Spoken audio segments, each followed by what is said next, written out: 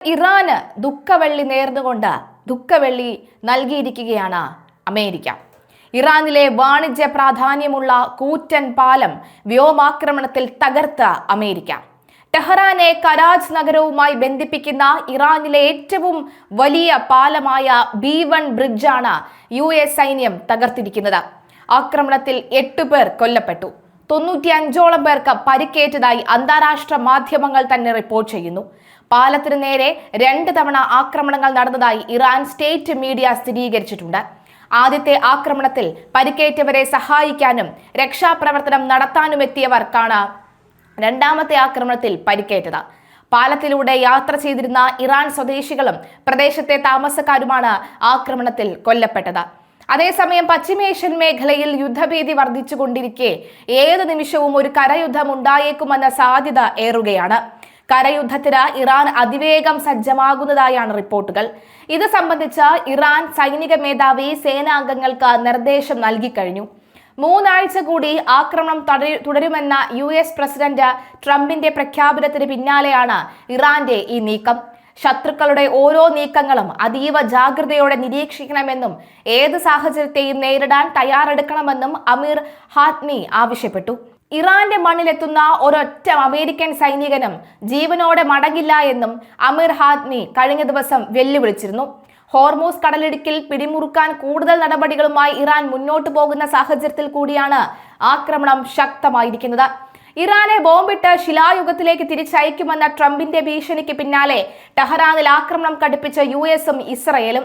ടെഹ്റാനിലെ നൂറ്റാണ്ട് പഴക്കമുള്ള മെഡിക്കൽ ഗവേഷണ കേന്ദ്രം, പാലം, സ്റ്റീൽ പ്ലാന്റുകൾ എന്നിവയാണ് ആക്രമണത്തിന് ലക്ഷ്യമിട്ടിരിക്കുന്നത്. ആക്രമണങ്ങൾക്ക് കനത്ത തിരിച്ചടി നൽകുമെന്ന് ഇറാന്റെ മുന്നറിയിപ്പ് വന്നു കഴിഞ്ഞു. ടെൽ-അവീവിൽ ആക്രമണം നടത്തിയെന്നും ഇസ്രായേൽ സൈന്യത്തിന് നാശമുണ്ടായി എന്നും ഇറാൻ അവകാശപ്പെടുന്നു. ശത്രുക്കളുടെ അപമാനകരമായ കീഴടങ്ങൽ വരെ യുദ്ധം തുടരുമെന്ന് ഇറാൻ ആവർത്തിക്കുന്നു. അതിനിടെ US പ്രസിഡന്റ് ട്രംപിന്റെ പ്രസംഗം ആരംഭിക്കുന്നതിന് തൊട്ടു മുൻപും നടന്നുകൊണ്ടിരിക്കുമ്പോഴും ഇസ്രയേലിലും ഗൾഫ് രാജ്യങ്ങളിലും മിസൈൽ ആക്രമണ മുന്നറിയിപ്പായി സൈറണുകൾ മുഴങ്ങി. ടെൽ-അവീവിലും ദോഹയിലും ദുബായിലുമാണ് മുന്നറിയിപ്പുകൾ വന്നത്. ഇന്നലെ രാവിലെ ഇസ്രയേലിലേക്ക് തുടർച്ചയായി മിസൈൽ വർഷമാണ് ഇറാൻ നടത്തിയത്. അബുദാബിയിലെ ഖലീഫ തുറമുഖത്തും സൗദിയുടെ കിഴക്കൻ മേഖലയിലും ആക്രമണം ഉണ്ടായി. Saudi Arabia, UAE, Kuwait, Jordan എന്നീ രാജ്യങ്ങളിലെ പാലങ്ങളും ലക്ഷ്യമിടുമെന്നും ഇറാൻ സേന മുന്നറിയിപ്പ് നൽകി. കരയുദ്ധത്തിന് US തയ്യാറായി എത്തിയാൽ നേരിടാൻ 70 ലക്ഷം ഇറാൻകാർ സജ്ജരാണ് എന്ന് ഇറാൻ പാർലമെന്റ് സ്പീക്കർ അറിയിച്ചിട്ടുണ്ട്. സൈന്യത്തിൽ ചേരാൻ ആഹ്വാനം ചെയ്ത വലിയ പ്രചരണം സർക്കാർ കഴിഞ്ഞയാഴ്ചയും ആരംഭിച്ചിരുന്നു. വിരമിച്ച സൈനികരുടെ സേവനവും തേടിയിട്ടുണ്ട്.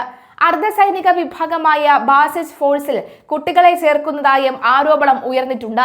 ഇറാനിൽ US സേന ഇറങ്ങിയാൽ ഒരൊറ്റ സൈനികനും ജീവനോടെ മടങ്ങിപ്പോവില്ല എന്ന് ഇറാൻ കരസേനാ മേധാവി മേജർ ജനറൽ അമീർ ഹാത്തിമി പറഞ്ഞിട്ടുണ്ട്. പക്ഷേ അതേസമയം ഇറാന് ചിന്തിക്കാൻ പോലും കഴിയാത്ത തരത്തിലാണ് അമേരിക്കയും ഇസ്രയേലും അറ്റാക്ക് ചെയ്തുകൊണ്ടിരിക്കുന്നത്. അതിലേറ്റവും പ്രധാനപ്പെട്ടത് തന്നെയാണ് ഈ പാലം എന്ന് പറയുന്നത്. പാലം തകർത്തതോടുകൂടി ഇറാൻ 2ആയി വിഭജിക്കപ്പെട്ടിരിക്കുന്നു എന്ന് വ്യക്തമാകുന്നു. ഭൂപടത്തിൽ നിന്നും ഇറാനെ അപ്രത്യക്ഷമാക്കാൻ ഇനി നിമിഷങ്ങൾ മാത്രം മതി എന്ന് വ്യക്തമാകുന്ന സാഹചര്യമാണ് ഉണ്ടാകുന്നത്. അതേസമയം നിലവിലെ സാഹചര്യത്തിൽ ഇറാനുമായി ബന്ധപ്പെട്ട് വരുന്ന മറ്റൊരു കാര്യം എന്ന് പറയുന്നത്, ഇറാൻ കഴിഞ്ഞ ദിവസമായി പ്രഖ്യാപനം നടത്തിയിരുന്നു. ഓരോ അറ്റാക്കിനും അമേരിക്ക നടത്തുന്ന അല്ലെങ്കിൽ അമേരിക്ക വീഴിക്കുന്ന ഓരോ ബോംബിനും ഞങ്ങൾ ഓരോ മൾട്ടി ഇന്റർനാഷണൽ കമ്പനികളെ വിഴുങ്ങുമെന്നായിരുന്നു അവർ പറഞ്ഞിരുന്നത്. അതിന്റെ പശ്ചാത്തലത്തിൽ ബഹ്റൈനിലെ ആമസോൺ സെന്ററിന് നേരെ ഇറാൻ ആക്രമണം നടത്തിയിട്ടുണ്ട്. സെന്ററിന് ചില കേടുപാടുകൾ സംഭവിച്ചിട്ടുണ്ട് എന്ന് വ്യക്തമാക്കുന്ന റിപ്പോർട്ടുകൾ വരികയാണ്. ഇറാന്റെ ഏറ്റവും കരുത്തുള്ള ആയുധങ്ങൾ ഇനിയും പുറത്തെടുത്തിട്ടില്ല എന്നും രാജ്യത്തിന് രഹസ്യ ആയുധ ശേഖരവും ആയുധ ഫാക്ടറിയും ഉണ്ട് എന്നും ഇറാൻ സായുധ സേനാ വക്താവ് പറഞ്ഞിട്ടുണ്ട്. നിങ്ങൾ ബോംബിട്ട് തകർത്ത കേന്ദ്രങ്ങൾ അപ്രധാനമാണ്. നിങ്ങൾക്കറിയാത്ത, നിങ്ങൾ കണ്ടിട്ടില്ലാത്ത, നിങ്ങൾക്ക് എത്തിപ്പെടാൻ കഴിയാത്ത കേന്ദ്രങ്ങൾ ഞങ്ങളുടെ ആയുധങ്ങൾ കൊണ്ട് നിറഞ്ഞിരിക്കുകയാണ്. സേനാ വക്താവിന്റെ വെല്ലുവിളി കൊള്ളാം, പക്ഷേ അത് അമേരിക്കയോടാണ് എന്ന് ഓർക്കുക നല്ലതായിരിക്കുമെന്നാണ് അമേരിക്കൻ വക്താക്കൾ പറയുന്നത്. അതിനിടെ ഹോർമൂസ് കടലിടുക്കിലൂടെയുള്ള ഊർജ്ജ വിതരണം പുനരാരംഭിക്കാനുള്ള വഴികൾ തേടി നിരവധി രാജ്യങ്ങൾ രംഗത്തെത്തി. ഇറാനെതിരെ കൂടുതൽ ശക്തമായ ആക്രമണങ്ങൾ ഉണ്ടാകുമെന്ന് US പ്രസിഡന്റ് ട്രംപ് പ്രഖ്യാപിച്ചതോടുകൂടി എണ്ണവില വീണ്ടും ഉയർന്നു. ഹോർമോസ് കടലിടുക്കിലെ വാണിജ്യ കപ്പലുകളുടെ ഗതാഗതം സുരക്ഷിതമാക്കാൻ ലക്ഷ്യമിട്ട് ബഹ്റൈൻ അവതരിപ്പിച്ച പ്രമേയം UN രക്ഷാസമിതി ഇന്ന് വോട്ടിനിട്ടു. കപ്പലുകളുടെ സുരക്ഷ ഉറപ്പാക്കാൻ ആവശ്യമായ എല്ലാ പ്രതിരോധ മാർഗങ്ങളും പ്രയോഗിക്കാൻ അംഗരാജ്യങ്ങൾക്ക് അനുമതി നൽകുന്നതാണ് പ്രമേയത്തിലെ പ്രധാന വ്യവസ്ഥ. ഗൾഫ് രാജ്യങ്ങളുടെയും അമേരിക്കയുടെയും ശക്തമായ പിന്തുണയോടുകൂടിയാണ് ബഹ്റൈൻ പ്രമേയം കൊണ്ടുവന്നത്. എന്നാൽ സൈനിക നടപടികൾക്ക് അനുമതി നൽകുന്നതിനെ ചൈന ശക്തമായി എതിർത്തു. റഷ്യയും ഫ്രാൻസും പ്രമേയത്തിൽ വ്യവസ്ഥകളിലെ എതിർപ്പ് രേഖപ്പെടുത്തിയതോടുകൂടിയാണ് അന്തിമ തീരുമാനത്തിനായി വോട്ടെടുപ്പ് വേണ്ടിവന്നത്. ഹോർമോസ് തുറക്കാൻ ഐക്യരാഷ്ട്രസഭയിൽ പ്രമേയം മുന്നോട്ട് വെച്ച ബഹ്റൈൻ സുരക്ഷിതമായി കടന്നുപോകാനുള്ള സുരക്ഷാ മുൻകരുതൽ എടുക്കാൻ ഓരോ രാജ്യത്തിനും അവകാശമുണ്ട് എന്നും ഇത് ഉറപ്പാക്കാൻ അന്താരാഷ്ട്ര നിയമ പിന്തുണ വേണമെന്നും ആവശ്യം ഉന്നയിച്ചു.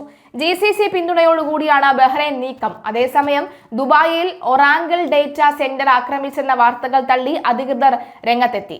IRGCയെ ഉദ്ധരിച്ചുള്ള റിപ്പോർട്ടുകൾ ദുബായ് മീഡിയ ഓഫീസ് നിഷേധിച്ചു. അതേസമയം സുരക്ഷ കണക്കിലെടുത്ത് ദുബായിലെ പള്ളികളിൽ വിശുദ്ധവാരം പ്രാർത്ഥനകൾ ഉണ്ടാവില്ല. കുർബാനകളും ഒഴിവാക്കിയിരിക്കുകയാണ്. ഇനിയൊരു അറിയിപ്പ് വരുന്നതുവരെ നിയന്ത്രണം തുടരും. ചില പള്ളികളിൽ ശുശ്രൂഷകൾ ഓൺലൈൻ ആക്കിയിട്ടുണ്ട്. എന്തായാലും ദുഃഖവെള്ളി ഇപ്പോൾ ഇറാന്റെ തലയ്ക്ക് മുകളിൽ അമേരിക്ക ആഘോഷിക്കുകയാണ്.